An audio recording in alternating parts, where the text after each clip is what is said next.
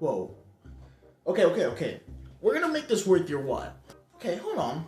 What you're gonna have to do, if you're one of them clipping channels, if you're a channel that has crazy energy, crazy editing, you gotta follow these 3 steps.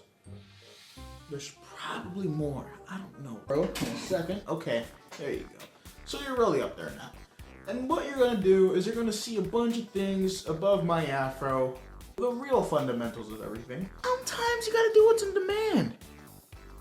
If what you're doing is in demand, you need a setup experience, like editing experience, you know, like everything proper, man.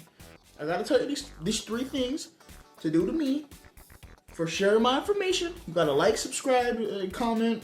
I don't give a shit. I don't care. So basically, you just check my videos out, man.